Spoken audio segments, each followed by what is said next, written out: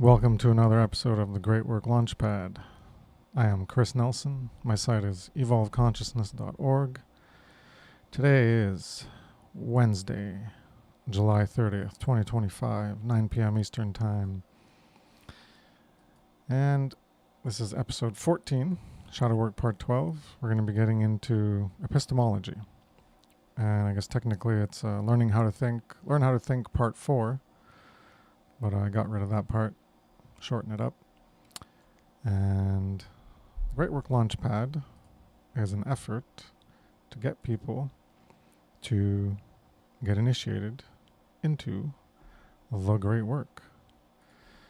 And if you want to learn more about that, well, check out the earlier podcasts, and so anyone can come on and have their say on a topic. Come on for a few minutes, or you can stay for the discussion the whole time. And if you want some motivation, you can contact me to see. I can give you homework, give you a topic if you want to talk about something, learn how to present. You can go ahead and contact me, and I can help you figure out something to talk about. So we have two people joining us. We have Jerry and Derek. How's it going, guys? Good. How are you? All right. Bonjour. Hello. So everything looks good. All right. Epistemology. So we've talked about it a bit, I think, in every episode in the past 3 weeks on Learn How to Think. When it relates to the trivium, it relates to the part in my inverted triangle model. It's the part with logic, processing, and to develop understanding. So epistemology is about,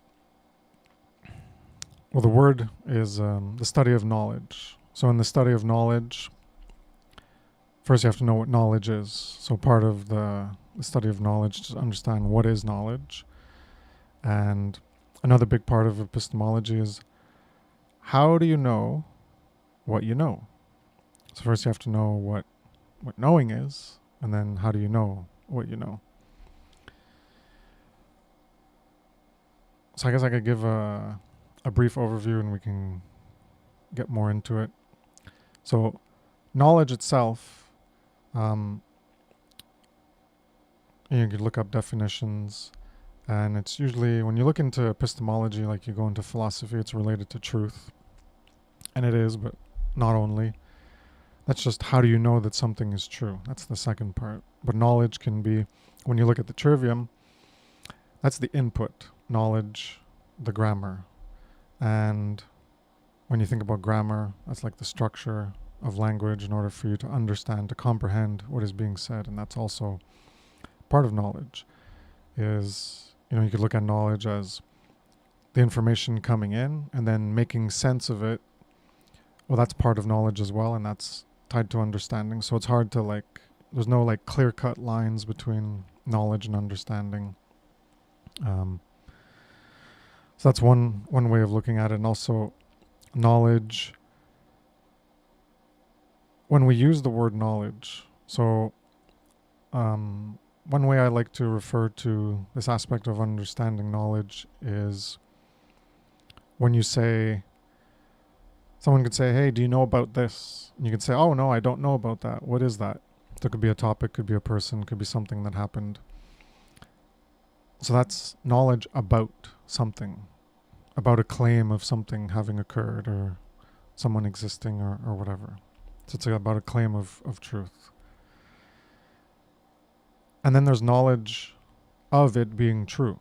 So you can knowledge about it, and someone could tell you something and well, you don't know if it's true or not, but now you know about that idea, that concept, that thing, that person, etc.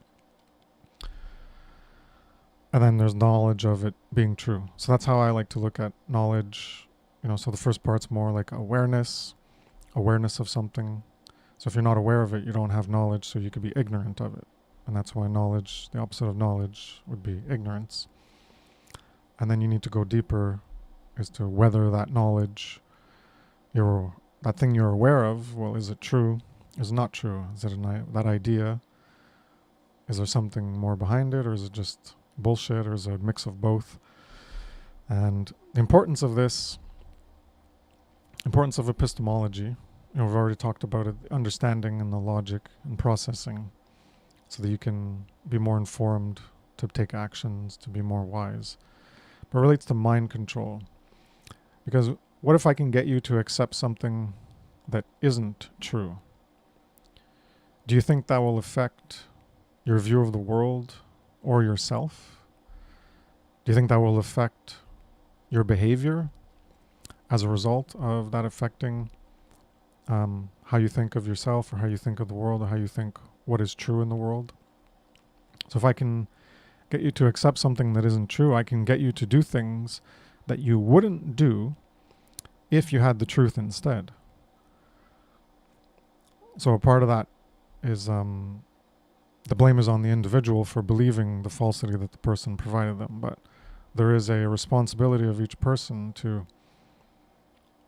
when you're saying something is true, that you have done that second part of epistemology, is how do you know that something is true, that you've done that verification process.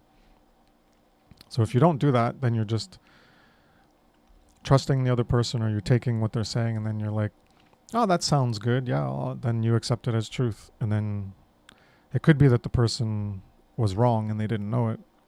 But the point I'm talking about in the more malicious kind of mind control is where someone is malevolent and they're doing malicious, willful deception, where they know something is true, but they're going to propagate a falsity knowingly to get you to accept something that isn't true, that will then affect your understanding of the world, and thereby your navigation, your maneuvering, and the behavior you take in the world as a result.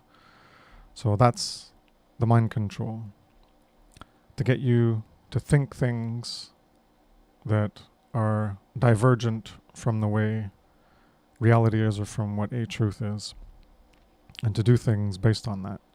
And that's a large part of the world that we live in, is that people don't know how to think. And that's the point of epistemology, is understanding, that's the fourth part of learn how to think. The epistemology part is that's why I view the logic part as the core of it, the most important in my view. They're all important, the three parts of the trivium, but that one is crucial because it's going to affect how you're going to understand things in the world, understand yourself, and thereby your actions and behavior in the world.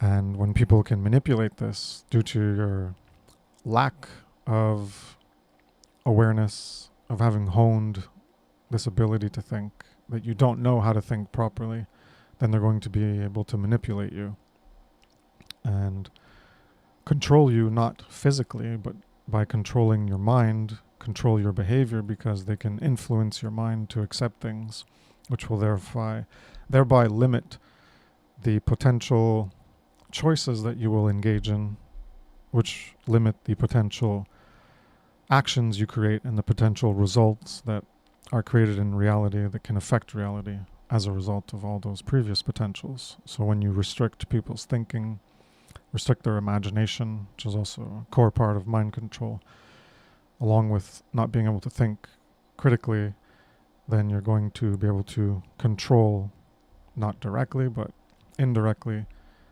and you'll be able to channel people into certain modalities of behavior, and create certain outcomes in the world that are what you want, by manipulating them into producing that outcome, more or less. And so epistemology, essentially, if you want to boil it down, it's being able to discern truth from falsehood. And as Soren Kierkegaard says, there's two ways to be fooled. One is to accept what isn't true, and the other is to reject what is true. So I'll pass it to you guys if you want to add anything on that. Yeah, sure. So, we all have to understand the basic foundational aspects of the trivium, as you mentioned. And logic sorry, grammar, logic, rhetoric. That's one aspect, but also, running through your mind on all these different things that come into our reality field of answering the question of the who, what, where, when, why, and all these things that come to us and all this stuff. And that's also taking into practice of how to learn how to think for yourself and trying to answer these questions on your own, but also going through eclectic aspects of information that that you can come across, even like opposing aspects, and you kind of see some of the inconsistencies, some of the logical fallacies, and that kind of stuff. And yeah, I think epistemology, we have to apply our life experience to these things. We have to, we learn about certain things. How are we applying them to our lives and testing them to see if they're actually valid and applicable? And, you know, do they pass the test of, okay, these people say like this works so much for them, even, taking magnesium, even, I saw something just rubbing some magnesium, infused gel on your feet. Apparently that, helps you out in the next day. You wake up more fresh. And so you learn about these things. Okay. You see some comments and that kind of stuff. People might have tried it and denied it or validated it. How do you as the individual see that? Have you tried it yourself?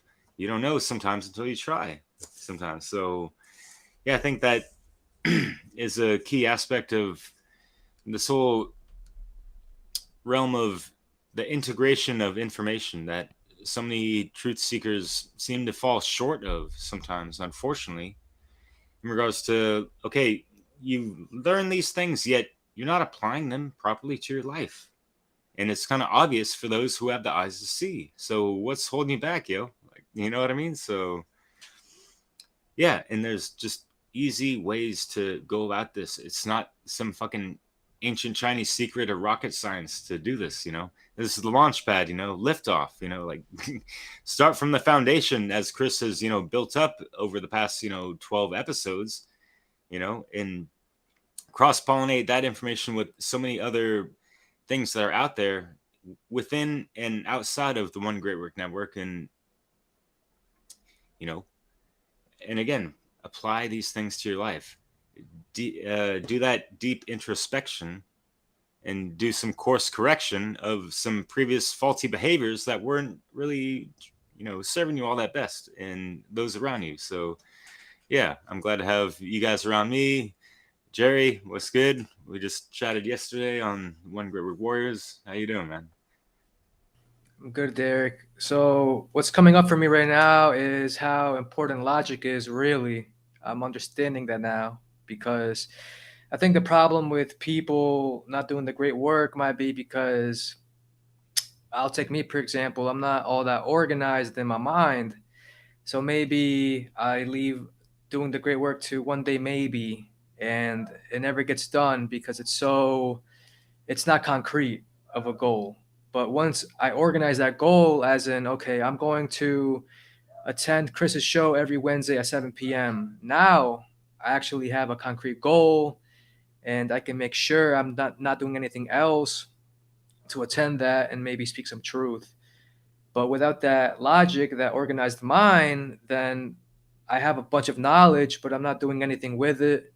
And I think that is not useful. So that's what I got. Cool. Yeah, and just like taking it further, you can say,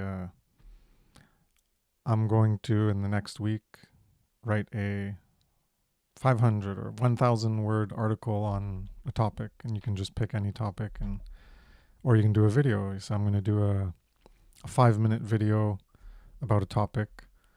I find that if you're starting out, writing is probably easier because you have the time to formulate your thoughts versus just going live, and then you haven't collected all the pieces and formalized it in a more logically structured way, which you have a lot more time to do with writing. I guess that's why I started that way, was with writing. And yeah, if you need to set yourself like state goals or something, and like agenda it even mentally, like put it in a mental agenda, then that's a good way to do it. and then at least you're setting an intent, and then you have to follow through, like abracadabra to create as you speak, create as I say. Well, if you say you're going to do it, then do it. And you got to make some objective, some real objective other than this amorphous, ambiguous, I'm going to start the great work. Okay, but where? What do you do? Well, that's why you got to start on something. And so pick a topic and, go through What on Earth is Happening podcast, and you can go to the first episode, and Passio has like keywords for all of his episodes, and you can just read through there, and then like, oh, love or fear or truth or solipsism. You just pick one, and then you learn more about it, and you write something, and 500 words isn't much, and then you'll be like doing 500 words, and you're like, yeah, all right, these 500 words, they don't cut it. I got more to say. That's not enough to explain things. So then you got to up it to like 1,000, and then eventually you can go to like 2,000 and get more deep on explanations of things. But yeah, maybe that's some aspect that people don't have. That's a good point to bring up, where you have to set yourself specific goals, not just general overarching, like do the great work. Well, what does that mean? What do I do? Yeah, so you got articles you can write, set a specific word count. When you reach that, you can stop. If you're not used to it, it can be overwhelming when you start trying to write too much. And yeah, pick a topic. Pick one topic. You can be more specific. Instead of talking about truth in general, because that's a big topic as well, you could say, talk about, I don't know, what happens when you don't have truth? What's the problems with not having truth? Or I've done why is truth important? I've written about that. So there's a lot of ideas on different ways you can go about it, but you got to be specific. Yeah. When you want to start off, then that gives you like a target that you can actually accomplish, other than some ambiguous thing that doesn't have a specific task to accomplish. You need steps, so that's a good way to lay out those steps and get started. So that's a good point to bring up, and hopefully could help some people get initiated into the great work like we're talking about here in this whole podcast series. So what was the next thing? Oh yeah, what Derek mentioned regarding magnesium. Yeah, people can use it for like muscle soreness. So you can like take a magnesium bath. It helps with like muscle soreness, I guess maybe after a workout, or if you're having soreness in general. And it can also help with constipation. It's a laxative, so people can use it for that. So if you ever have constipation, you can take magnesium pills and it'll unblock you. I don't know how it works, but there you go. It's natural. You don't have to take that polyethylene glycol prescription from the pharmacist. The plastic. Put plastic into your body to make you poop. So, thinking. We're talking about thinking and the purpose of thinking. So what do we do when we think? Right? We have critical thinking as well. Can we have non-critical thinking? Is all thinking critical thinking, or is there thinking that's non-critical thinking? Or when we're thinking, I think there's more of like a willful part to it and an automatic part to it. So when you're taking in information, so this relates to grammar in terms of the structure of grammar, not in the trivium grammar, which is can be a confusing term, but you have the grammar of things coming in, but then you have the grammar of understanding it. So you need the structure of language, and that's what grammar is. There's a certain structure to the letters being organized in a certain sequence to form words, and then there's the structure of the words sequenced in a certain way to convey a certain meaning, to convey an understanding that you want someone else to grasp. So there's that automatic process that once you once we all intuitively understand the structure of the grammar of our particular language. We learn that as we grow up. You don't need to know what a verb is, what an adverb is, what an adjective is, what a noun. You don't need to know any of that specific structure to know it consciously. You know it intuitively through the mysteries of consciousness and the brain and all that stuff and our psychology of you picked it up as you were growing up and then you made use of it, and it intuitively you learned the structure. You learned to understand the meaning of certain sounds, and you learned to repeat those sounds to reproduce that meaning so other people can understand. So that's what I mean in an automatic way, that people can provide information, and once you receive it, you have this automatic process of being able to deconstruct the structure of those sounds or the symbols, the images on paper or on a computer, and you're able to make sense of it. You can derive some sense, some meaning from this abstraction of sequences of shapes or sequences of sounds, and that we learned in our various languages when we were growing up, or you can learn new languages when you're older. So that's the automatic part, where you're engaging in some type of thinking because you have to apply some thought to that structure of symbols or sounds coming in order to even make sense of what is even being said with what is being said. So that's an automatic thing. And then there's more the willful. You have to apply your will to, I guess it would be the second part of the epistemology I'm talking about, is how do you know what you know? So that came in, and that's the first part of knowing about something. But how do you know that it is true? Knowledge of the truth of whatever was said. And that's more where the critical thinking comes in, because we're processing information, and then we can form opinions. We can form opinions that are false. We can form opinions that are true. We can have like intuitive opinions. We can have more concrete, factual opinions. And that's the, I guess, part towards the more critical phase. Because if you're, the more automatic one is where there's like not really critical thinking, where you're just mindlessly accepting the structure of the info that's coming in and whatever it's conveying. So the claim is being made about what is true, what exists. And then you're going to accept that claim. So someone says, this is not true, or they're going to say why something is wrong or why something is right, etc. And then you take that in, and then you're just going to accept it. And that would be not critical thinking, because you're just taking a basic form of thinking that conveys an understanding through the structure of the language, and then you're accepting it. And this is what a lot of people engage in as a type of thinking. They're not engaging in a more critical thinking where they're criticizing, where they're skeptical, where they're more curious about the veracity of the information, or questioning it, question everything.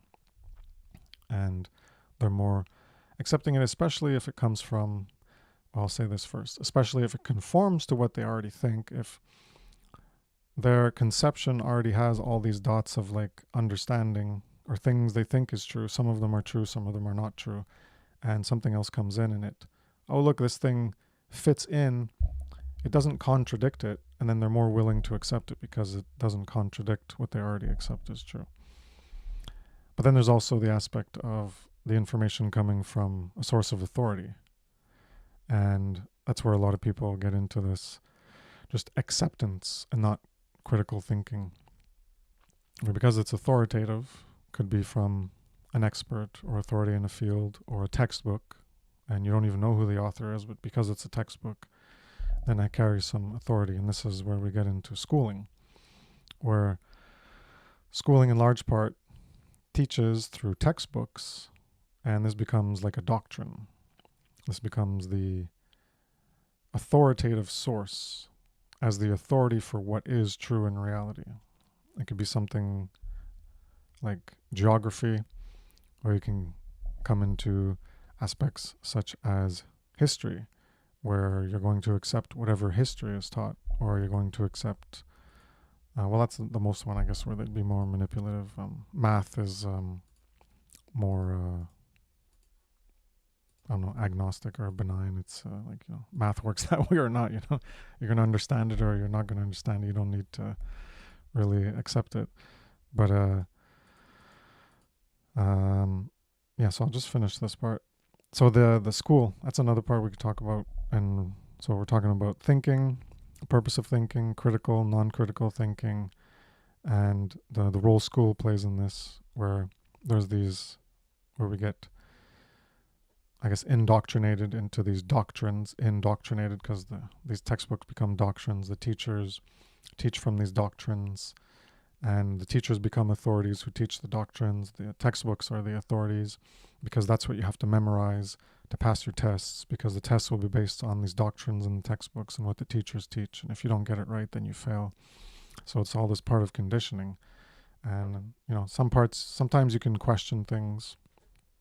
And but usually, it's what's in the textbook.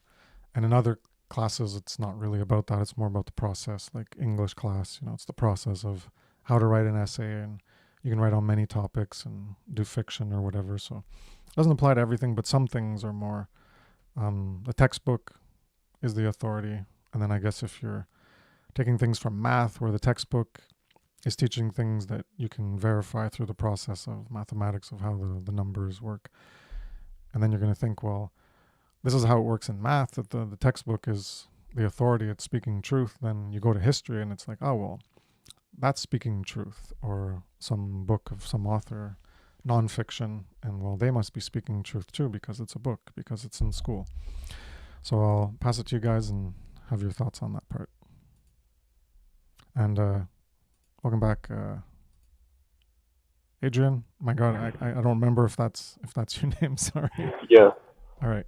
Cool. Yeah, thanks. Last time my laptop was a little screwed up, so Cool. I'm on You're my live phone. now. Thank you. Working good. Glad you got that sorted out. All right. All right. Go for it, guys. If you want to have any input or Yeah. whatever. Yeah, I don't know if you want to roll with what he just said. I don't know if he popped on for how long, but yeah, Chris, I'll just make it quick, and then I'd like to hear both you gentlemen as well. Yeah, like the main thing I wrote down from what you were talking about of, yeah, going through the indoctrination camps, through academia, lamestream, public schooling, and all that stuff, the public fooling also kind of thing. All these programmed thought patterns that we develop over time. And it's really hard to break those because, I mean, think about muscle memory and that kind of stuff. When you constantly, you're doing things in repetition for so long, and it's hard to like break out of that habit or pattern and all this stuff. Same with the mental gymnastics and all this stuff, Flip fantastic, right? Yeah, I kind of mentioned I think last time of just like, you ever have those, wrongful thoughts that you're just like wrestling with in this night? You just want to, give them a stone cold Steve's, stunner, whatever the hell wrestling terms. But yeah, like we have to combat the inner tyrant. And unfortunately, some of that programming just, festers and spawns like these extra tyrants around us that are, whispering subtle uncertainties and falsehoods, all day long. What is the propaganda media machine and all this stuff, right? So that's their modus operandi to break our minds. So we're just, operating the way they want us to and following and behaving along the lines of the narratives of all these things. So yeah, we need to be the epistemologist of ourselves as well, not just all the information that's out there, but also what's in here. We have to have that proper gnosis of self to properly navigate our own, mind's workings and all that, and plant the proper seeds within us so we can do that for others as well, right? So, yeah. What's good, gentlemen? Adrian, you good? You settled? Good to see you.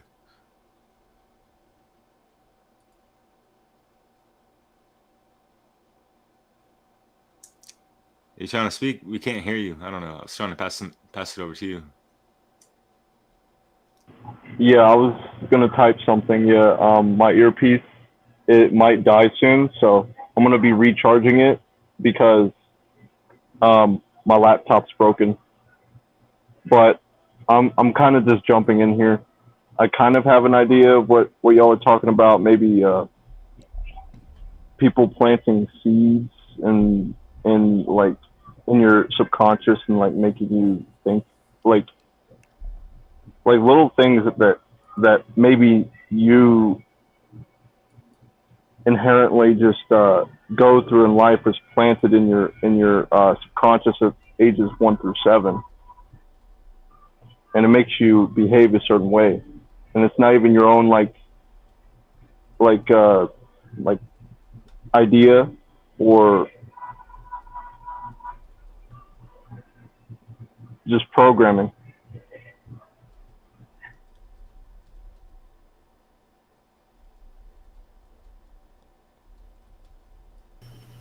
I can riff off of that. I think it's very true that when we're young, our parents or the society around us, maybe the indoctrination camps, implant these, I want to call them like viruses in our brains. And they do it because the same has happened to them. And yeah, our brain picks it up, and we don't really know right from wrong because 99 point like 9% of the people don't know that. I don't know, just like that's a rough number, but yeah, I mean, they get us when we're young. It's very unfortunate. So I think unschooling is extremely important, which is something I want to dive into. But yeah, just to read off my notes here, I wrote, yeah, you mentioned something. I think that if I, example, accept something to be true without really going through that logic process, then that is called slavery because anyone can just tell me anything. And if I believe it, then I'm not really assessing if it's right. So without that critical thinking process, it's slavery. And another thing I wrote down was I think this happened a lot during the pandemic when they released the COVID-19 virus. And I mean, I haven't really done all the research on it, but I get a sense that it was definitely planned and people didn't question it and the whole world was locked down. But if people questioned it, then we would get to the truth. And I mean, the information is out there, so it's not even hidden. And then you also mentioned authorities. I think we should question authorities, especially to make sure that what we understand as truth is actually truth, which is what we're talking about right now, the epistemology. So I think this is extremely important. Even if authorities speak truth to us, we have to make sure we know it's truth. We have to check it. And I think that, yeah, I just wrote down here that I got jabbed up during the COVID-19. I wasn't awake then because I misplaced trust in my dad. I asked him, "What would you do? Like, what do you think I should do?" So based off on his, what he would do is what I did, and I think other people can do that too or have done that. And I just want to say, instead of placing my trust in someone else, I'm going to place it upon me because I'm in control of using my faculties and assessing if something is true or not. Just using the epistemology. And I think arrogant people that say, "Oh, this is the truth," and they just want to hear information that supports that truth and not information that I would suppose contradict it or go against it. I think we need to keep an open mind and discern all information to find out whether it's true or not. And we have to be humble. We have to embrace humility, because without it, then I think a lot of bad things can happen. And I think that's all I have right now.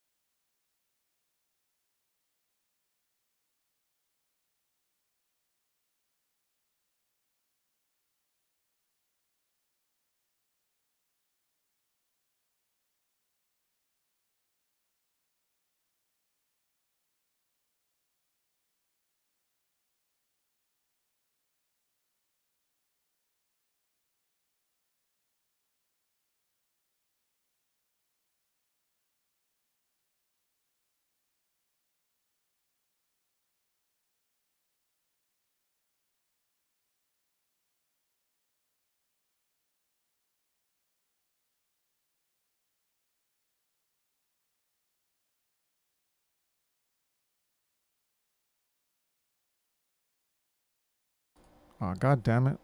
The audio went off by itself. I checked it earlier. I don't know why this is happening. Jesus Christ. All right. Oh, I don't know why this keeps happening, because I checked it earlier and it was like, okay, it's not red. And then I come back and now it's red. Maybe it turns it off after I don't talk for a while.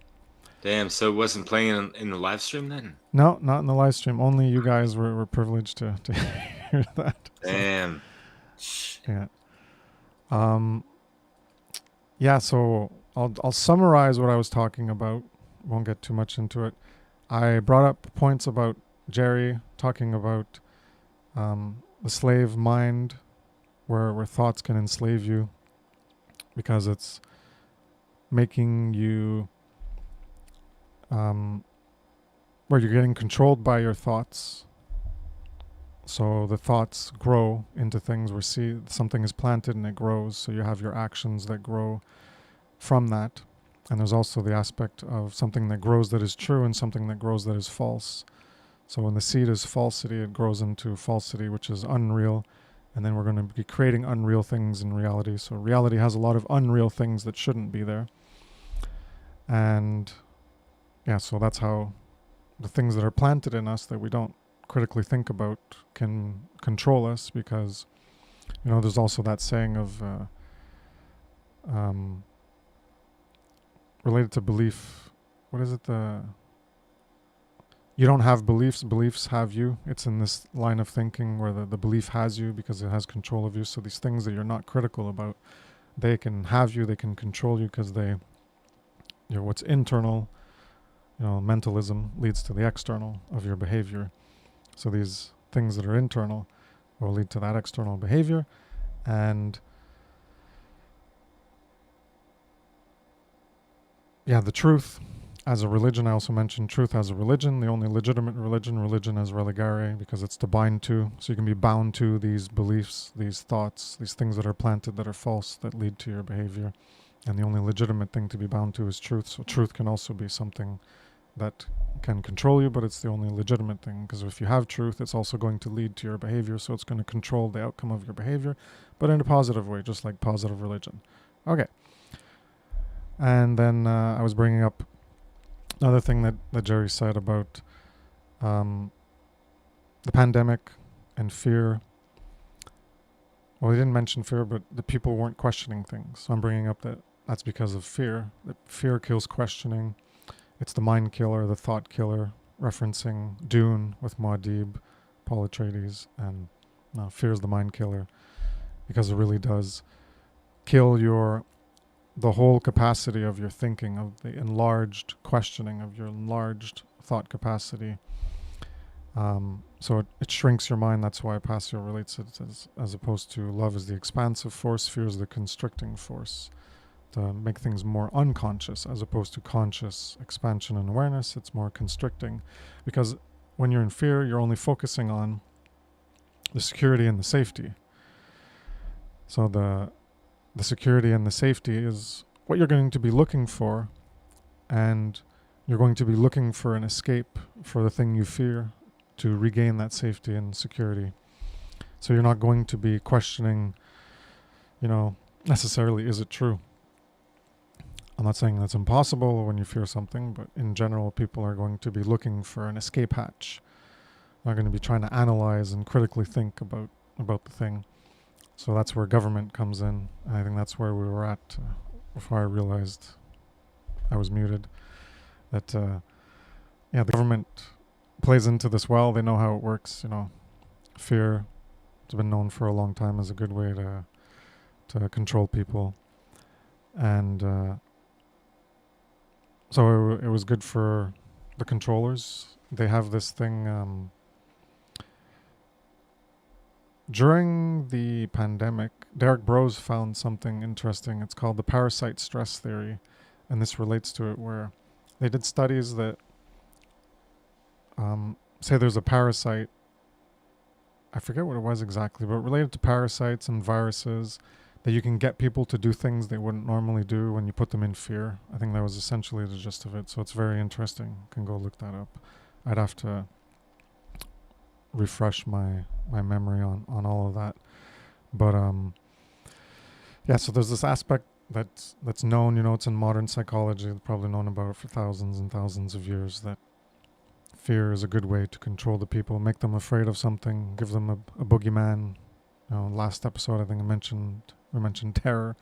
Get people to be afraid of terrorism, and they'll give up their safety, and they'll give up their rights, they'll give up their freedom to purchase temporary safety and security, the illusion of safety and security, the illusion of order.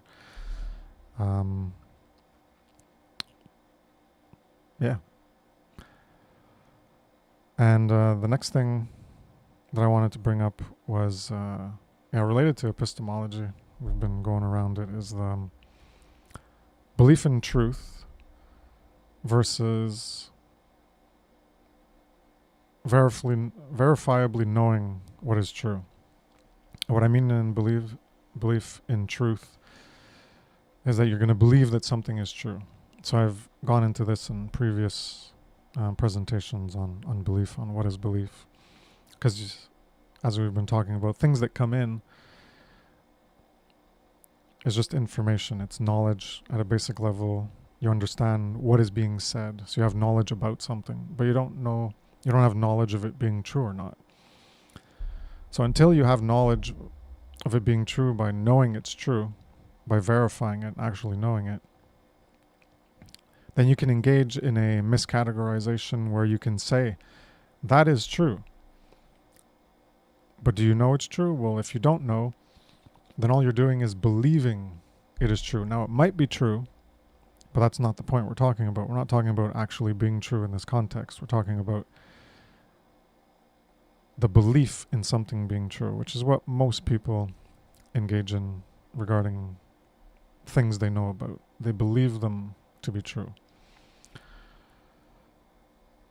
because they're not questioning the various things that are said in the news or from authoritative sources. So they're just believing things that come in. As I mentioned, you can have all those points of everything, all these data points of everything we've taken in our lives, and something new comes in and it seems to fit.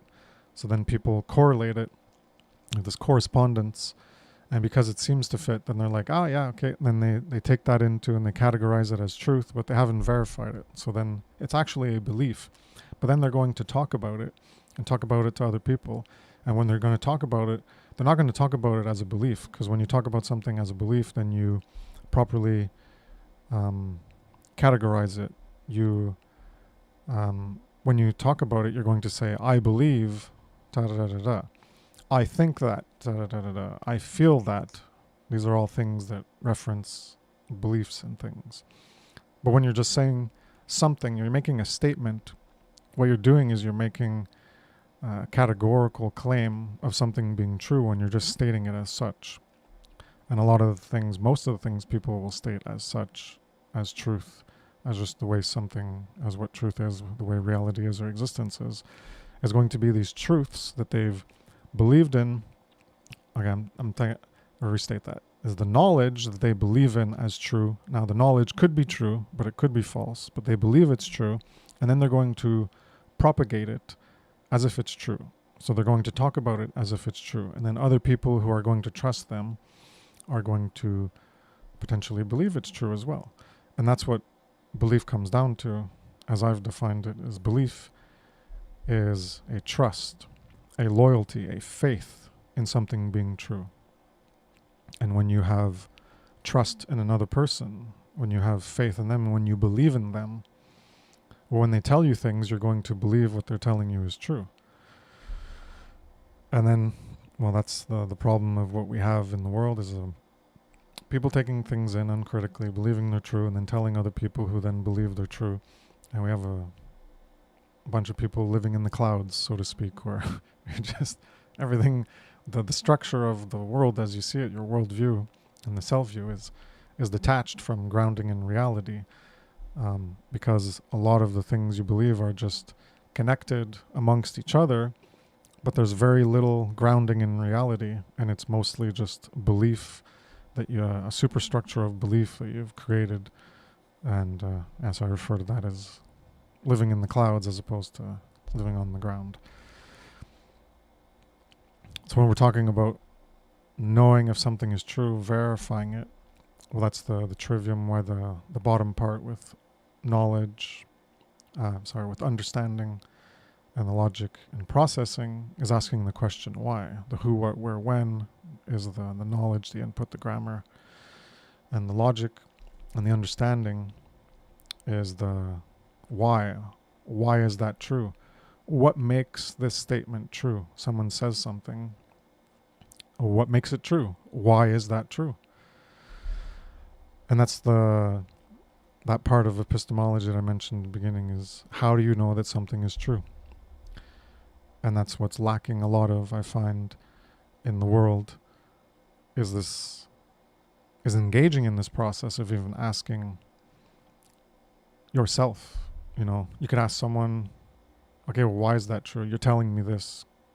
So you could ask yourself that, oh, they told me this, and you could try to think about it yourself. But one thing is interesting to try is when people speak, they just make these categorical claims of what is in existence, what is in reality, what is true. So they're just going to make statements, but they're never going to be like, I'm stating this, da-da-da-da-da-da-da, and this is true because da-da-da-da-da-da. They don't do that second part.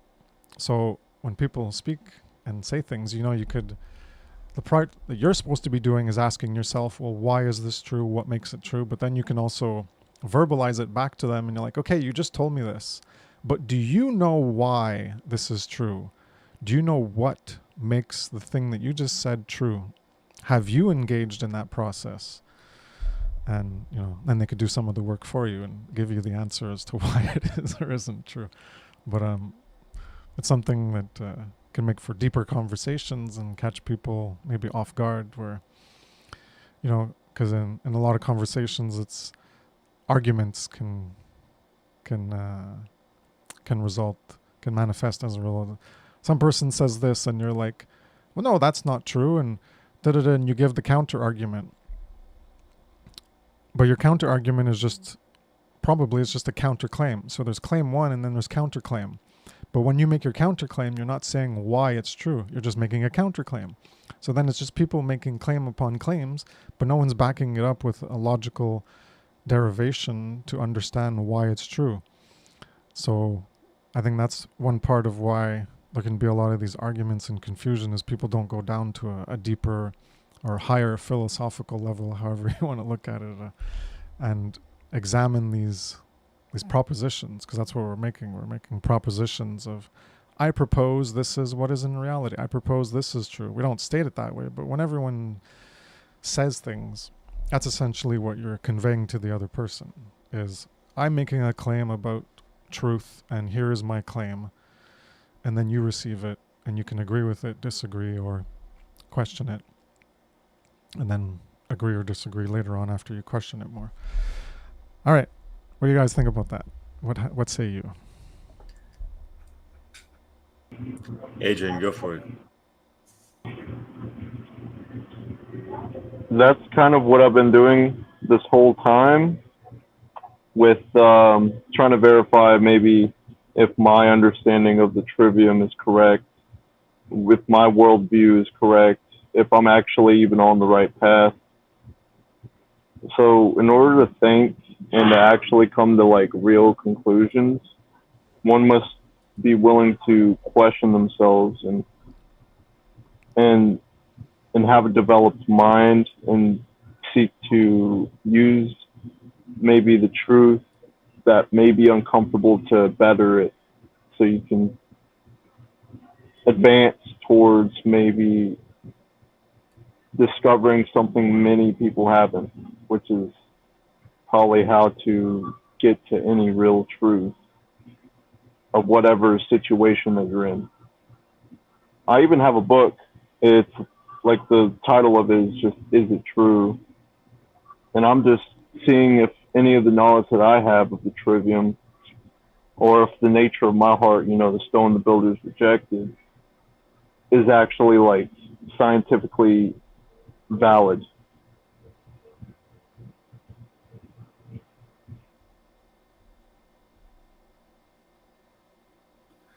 Got to get that validation and possibly some cross confirmation and utilizing your imagination or imagination, if you will. So yeah, brother. Bon courage, as we say in France. It's better than saying good luck out there. Break a leg. No, actually, like bon courage. Like it's like good courage. Like we have to be courageous in facing ourselves, and as Jerry said, like being humble with admitting our shortcomings and mistakes, and oh shit, made a classic blunder. I believe some shit is like trusting the experts, quote unquote, right, and all that stuff. Going back to the COVID crap and this and that, and it goes back into what I was saying in the beginning of having an eclectic perspective of information and what you take in, and not be mistaken, because when you're acting on those falsehoods, it could be a grave error, like with the needlecraft and that kind of stuff. Unfortunately, it's really fucked up. Like 17 million people passed away because of this experimental bullshit, because they trusted things that were like relentlessly force fed to them via the media and what they were feeding you. And that's really a shame. And it's like, yeah, Chris, going back to what you were saying and this was on a previous one that I really wanted to join, of like, why we have to ask ourselves why all these things, and ask and then try to answer. Right, going back to the Matrix, that classic scene with the Merovingian, remember that stingy man, as I like to say. They're having dinner and he's pouting about with his snooty fruity tooty French wine sipping stuff, and then like, you guys are here but you have no power, you don't even know why you're here. You think you do, but you don't. You're just here because you were told to go and see me because you're looking for a key maker. But why do you need this key maker? Like, do you have the proper keys to unlock the knowledge of what your purpose is exactly? But apply that to your life. What is your purpose in life? Have you unlocked that dharma within you, in a sense? So yeah, are you the expert of yourself? Or are you gonna trust and believe? Are you gonna be the lie Eve of as I just stated before, right? So yeah, and Mark Passio talks about, he probably said it in his natural law seminar, in that belief is the enemy of truth, right? Is it better to actually know something or believe in something, right? So yeah, that's pretty much it. Yeah, and we got to reprogram all these programmed thought patterns that we have floating around our minds. And if you think it's just some kind of one-off, you're dead wrong, because these things, there's residual bits and pieces of these thought patterns that we had of like, oh, A, B, C, D, E, F, and whatever. But we might have been deaf to the actual truth of the proper sequence of the line of taking it through the trivium and understanding there's all this information floating through us, yet there's a proper golden thread that is the truth, right? You think of I'm thinking about Chris's great infograph that he really brought more to life, of one from Mark Passio, of the frequency of truth and this and that. Like, how many times is it going by and hitting that line of truth? And that, think about those like brain waves, thought patterns, and this and that. Is it just like is it a big old slog going across the log, or is it actually like, bam, you're on fucking point, like, or is it just like, like kind of like that? You're more parallel with truth. It's not a flat line, but you know what I mean, right? It's that proper heartbeat to agape with the proper care, the lost principle, implemented and integrated through so much knowledge and inner work that people have done to come into being on a daily basis of just trying to be aligned as much as possible and this and that. And it all goes back to one state of mind, going back to mentalism. And yeah, epistemology, there's so much knowledge out there.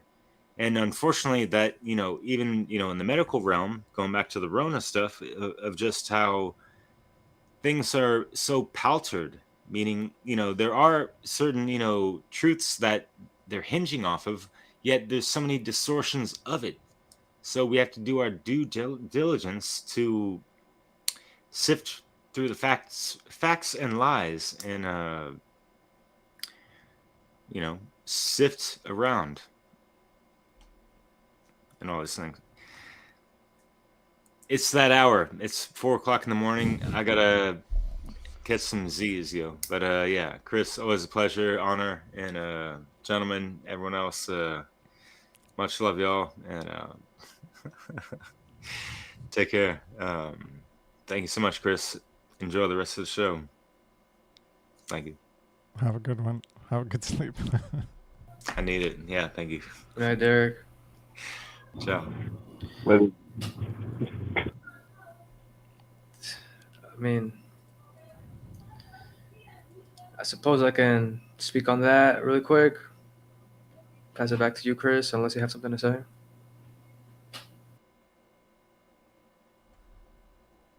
All right, I'll just go. Go for it. Okay, yeah, I mean, for me, for example, when I just heard Derek say the word palter, and I know he explained what that meant, but I don't know what that means. So I have choices. I can go on living without really knowing what that means and just take his word for it, or I can look it up and actually know it.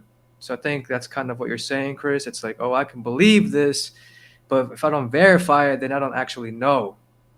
And I think I want to make the comparison of knowledge, or the Mark Passio quote, which is, knowing and not doing is not knowing and not caring, essentially.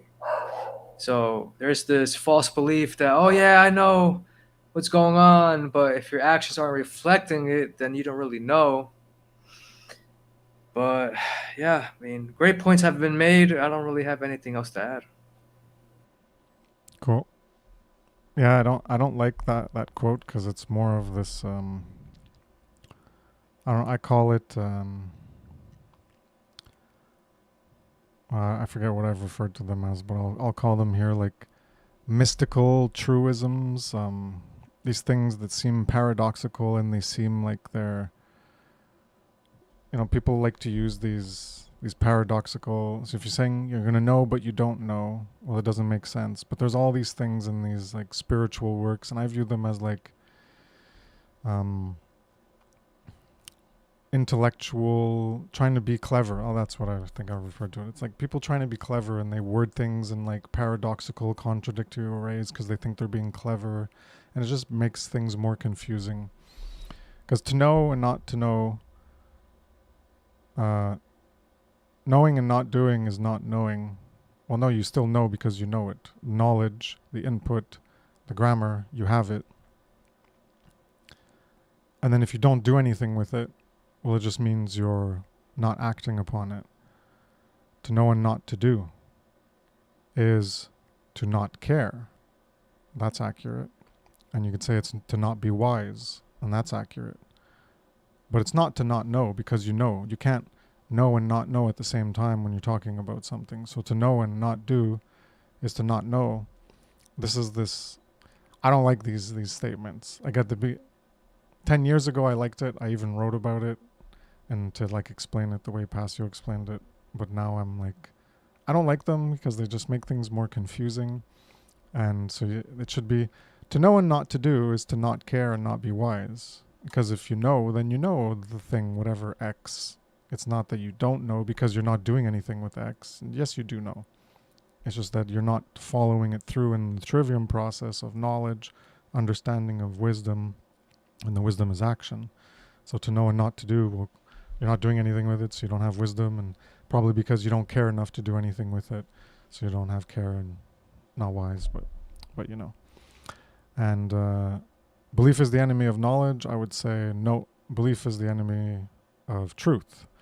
Because again, knowledge, you can take in knowledge and you can just have the knowledge, or you can believe in it. Believe in it as being true, but not that it is true. So it's not necessarily a negative. Beliefs aren't a negative thing, but they are. The problem is, as I've stated, when you say that, when you take a belief and you categorize it as truth because you haven't engaged in that process, and it's this understanding, what I'm trying to arrive at, to get people to arrive at, is an understanding of the difference between the word belief and the word truth, and how to accurately use them. Because you've engaged in this epistemological process of verification to know what is in reality. So you could look at the two knowledges of knowledge about something. Well, that's indirect knowledge. And you could look at the knowledge of something being true as direct knowledge, direct experience. So other people can convey their experience, but you weren't there. You don't know if it would actually happen, so you're going to have belief and trust and loyalty in what they're saying and in the information they conveyed, and you're going to say, oh, that's true. But you don't really know. So this is how people need to categorize things better, is everything that comes in is knowledge, and you can understand what they're saying, and you can understand it conceptually and go deeper into it, and you may not be able to verify it, and you may be able to verify it. And if you can't verify it, then you could also engage in a healthy form of belief. Now, this is what I view as the healthy form of belief, is where you're going to believe that something is true, but you're consciously aware that you're believing in it.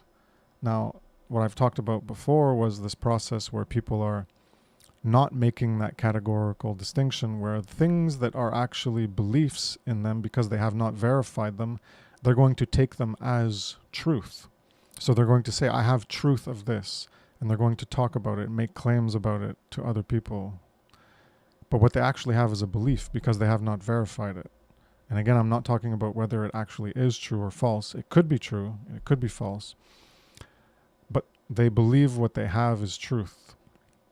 Now, the healthy form of belief is, everyone has these, where you can believe, well, I don't know if everyone has them, but if you're making the distinction where you're going to categorize something, you're going to say, oh, there's this information, there's this idea, this concept, I think that's true. Now, you're not saying it is true. That's the difference, where you're saying, I think it's true, I feel it's true, I believe it's true, but I recognize that I don't know that it is true. I am recognizing that I don't know it's true. I'm not saying it is true. I'm not making a claim that it is true. I'm not saying reality is that way, that existence is that way, or that it was that way in the past, because I don't know. But saying, I believe it's true. So that's the healthy form of belief, where you're going to recognize that you believe something is true, but you're not going to talk about it as if it is true.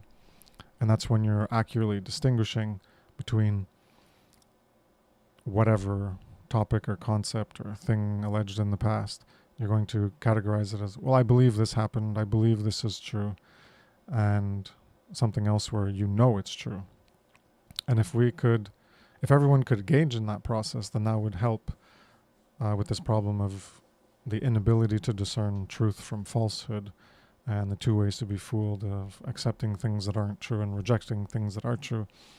Because things that come in that are true, instead of, we've talked about it in the shadow work and cognitive dissonance and stuff, that you don't have to reject it. You could just say, okay, this is coming in, and just say, I don't know. See, you understand how to categorize it and how the word truth can actually be applied. Because you're knowing that you can only use the word truth and make claims of truth when you have actually verified that it is true. And if you haven't, then you're making a claim from a position of belief of something being true. And if we can accurately discern that and categorize all the things that we've taken in, and when we convey it to people and when we talk about them, to say, I believe this, I think this, I feel this way about this, versus this is, or just stating something. When you're just stating something, you're making a claim of truth. And if we can discern those two, then it helps us along that effort of discerning truth from falsity. As you can say something is true, you can say something is false. When you say something is false, that's still making a claim of truth. You're saying that reality is a certain way, or that something was a certain way, like this never happened, or this can't happen, that this doesn't work this way. Or you're saying something is false, but you're actually making a statement of truth as well by saying something is false. You're saying that it is true that this is not true.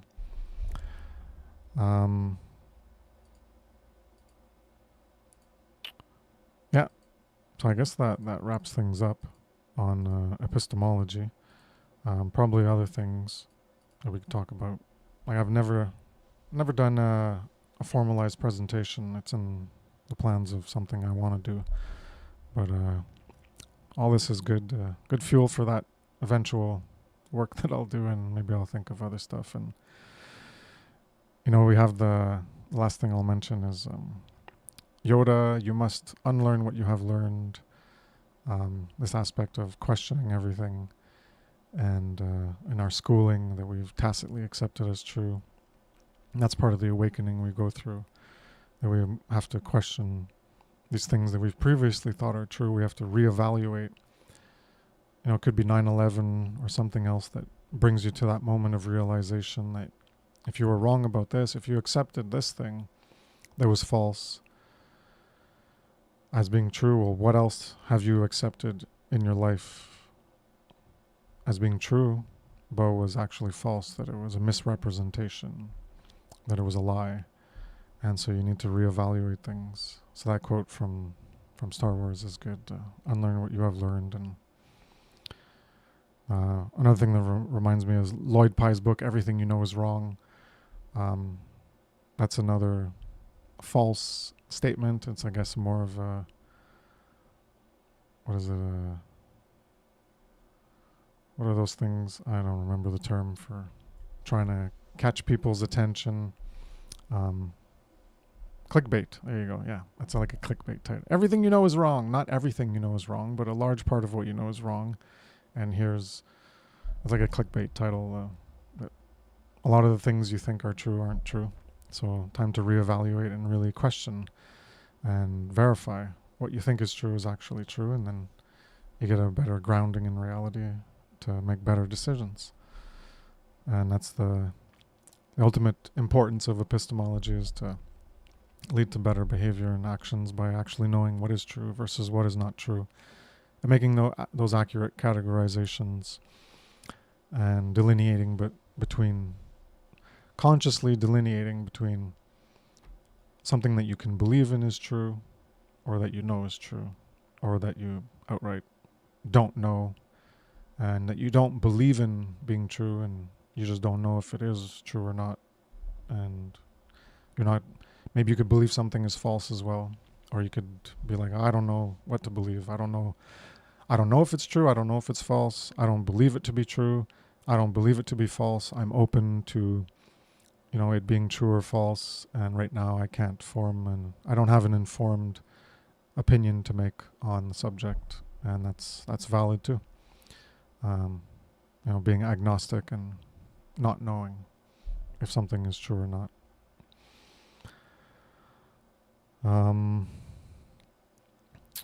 Yeah, if you guys wanted to say something else, then I guess we'll end it there. I'll just say that I think it's brilliant to hear somebody talk about something I've been going through for a bit, and just say it in a way that kind of reminds me of me in a situation, maybe holding on to or clinging on to a belief and trying to live life that way, but it didn't work out, and you have to change that belief and verify what is true and stick with what's true. And how to do that is obviously using the scientific method. You have ideas, and how my mind works, I just write stuff out, happens. So I find that method very effective. I like just sitting somewhere where I can, even on my feet, I can think of some ideas. But it's very helpful to sit somewhere, maybe a little boring, and write out all kinds of ideas that you have.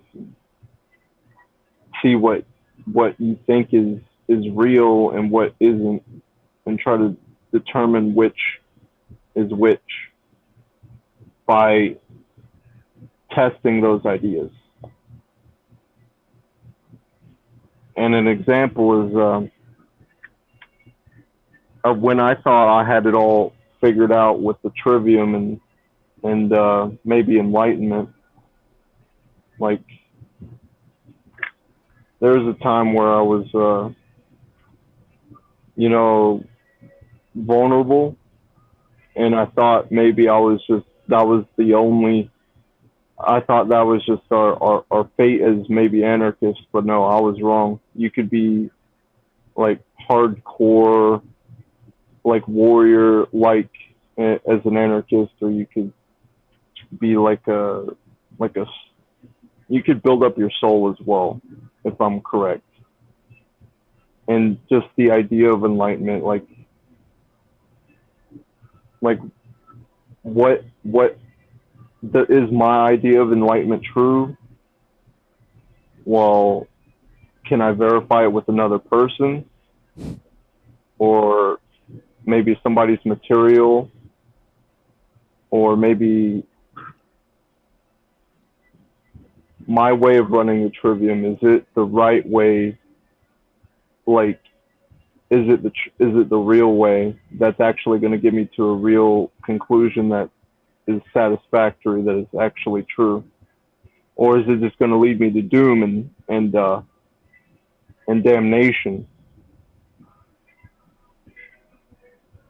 So yeah, that's kind of what I have to say. Cool. That's a interesting process.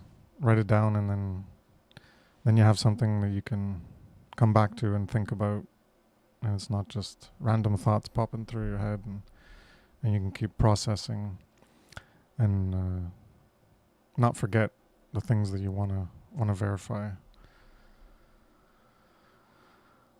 Anything you want to say, Jerry? Yeah, I just love what Adrian said about questioning, right? His thought process. I think that's key. Something I do a lot. So, hey, is this true? Why is it true? I mean, start with why, right? That's the fuel. That'll give you fuel towards finding out the truth. And I like journaling. So I'll journal. I'll write the questions out, and even make a map, kind of like you do, Chris. You have the visual, so you can connect the dots. I think that's very helpful. I just want to say thank you, Chris, for doing this episode, and I'm glad it was great. So have a good night. Cool. Well, thanks you guys for joining in and taking part in the discussion live, and thanks for commenters and people in the chat and anyone else who was just passively viewing. Hope you gained some value from the content, and I guess got you thinking more about things.